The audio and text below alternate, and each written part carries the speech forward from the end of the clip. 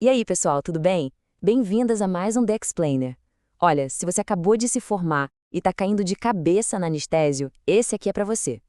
Hoje a gente vai abrir a caixa de ferramentas da farmacologia essencial. Sabe aqueles fármacos do dia a dia? A ideia é fazer uma revisão bem prática, bem direta ao ponto, para te dar aquela segurança na hora de cuidar dos seus pacientes.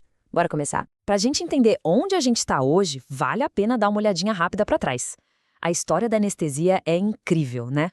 Pensa só, tudo começou lá em 1846 com a demonstração do éter. Devia parecer mágica pura. Aí veio John Snow com clorofórmio, já dando uma refinada. Mas foi só nos anos 60 que a coisa virou especialidade de verdade. E hoje? Bom, hoje a gente vive numa era de anestesia super moderna, super segura. É uma evolução absurda, né? Beleza, mas na prática, o que a gente quer alcançar com a anestesia geral? É simples. Tudo gira em torno de 3 pilares clássicos. Primeiro, inconsciência. O paciente não pode perceber nada. Segundo, analgesia. Zero dor, controle total. E terceiro, relaxamento muscular. Isso é fundamental para o cirurgião conseguir operar direito. Dominar o equilíbrio desses três é o nosso grande objetivo.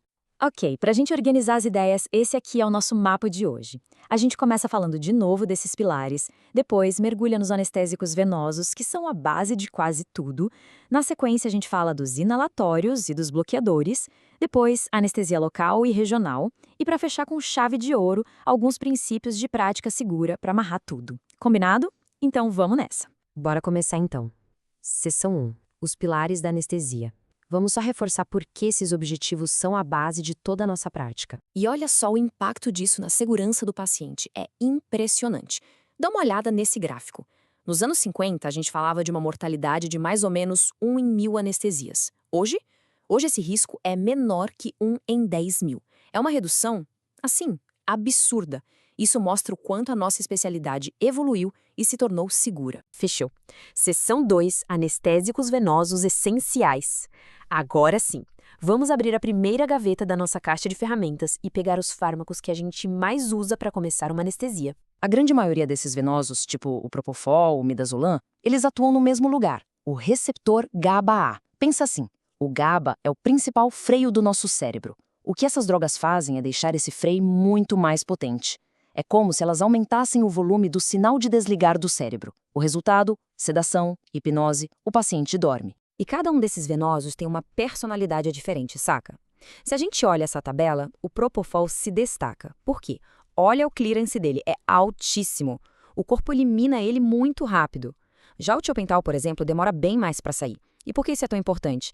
Porque esse clearance rápido do Propofol é o que faz dele o cara ideal para infusão contínua. Você desliga a bomba e o paciente acorda de forma bem previsível. E essa ideia nos leva a um dos conceitos mais importantes da anestesia venosa, que esse gráfico aqui mostra perfeitamente.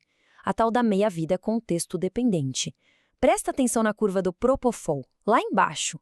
Mesmo depois de horas e horas de infusão, a meia-vida dele continua baixinha. Agora compara com a do fentanil ou a do tiopental. Quanto mais tempo a gente infunde, mais eles acumulam e nosso despertar fica imprevisível. Mas o que diabos é essa meia-vida contexto-dependente afinal? A definição é essa aí. É o tempo que leva para a concentração da droga cair pela metade depois que a gente para a infusão. A palavra-chave aqui é contexto. E o que é o contexto? É a duração da infusão. Entender isso é o que nos permite prever com alguma certeza quando o nosso paciente vai acordar. Muda tudo. Tá, e daí? Qual a implicação disso no seu plantão, no dia a dia? É tudo sobre previsibilidade. Com uma droga como o Propofol, você pode tocar uma cirurgia de horas e ter uma ótima noção de quando o paciente vai acordar. Já com o Tiopental, depois de uma infusão longa, é um chute. A lição aqui é: escolha a droga certa pensando na duração do procedimento. Simples assim. Dando um pulo rápido para outro fármaco, o etomidato. Ele tem uma vantagem fantástica. É super estável do ponto de vista cardiovascular. Perfeito para aquele paciente mais instável. Só que tem um preço. E o gráfico mostra bem qual é.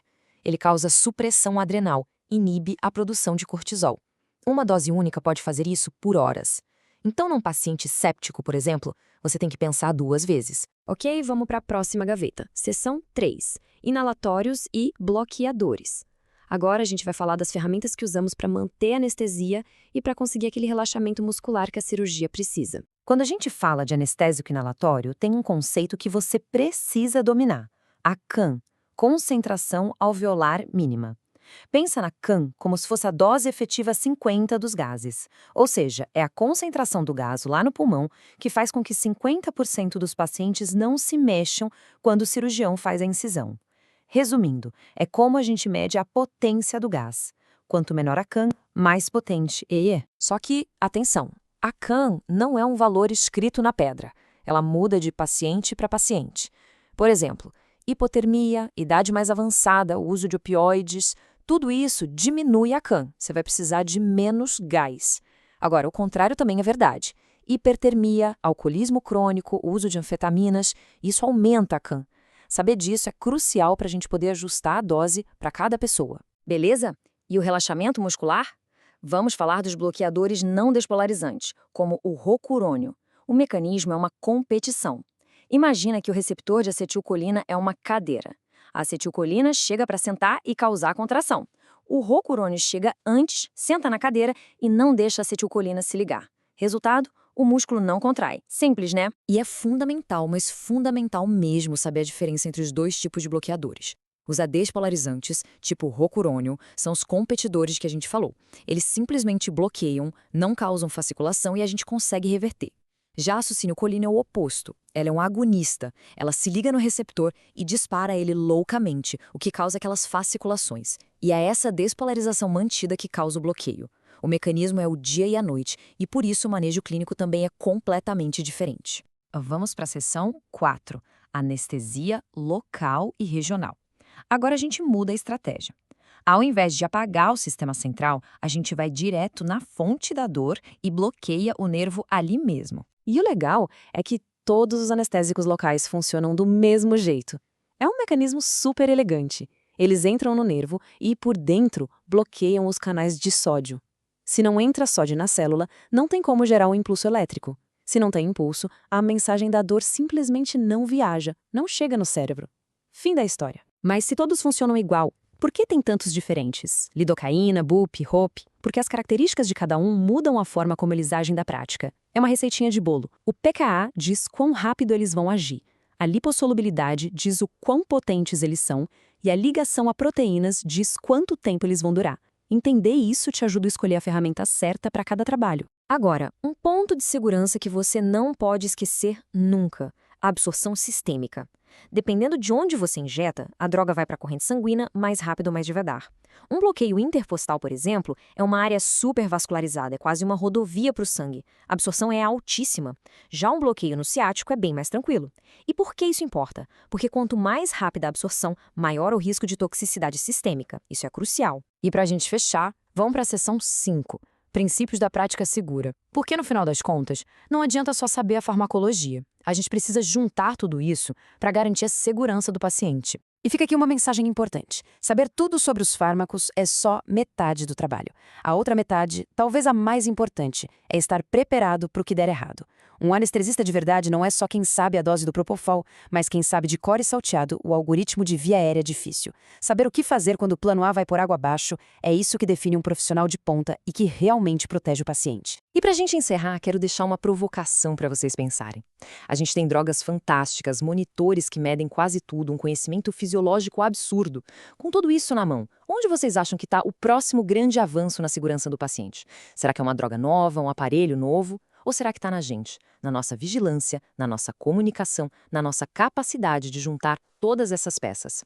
Fica aí a reflexão.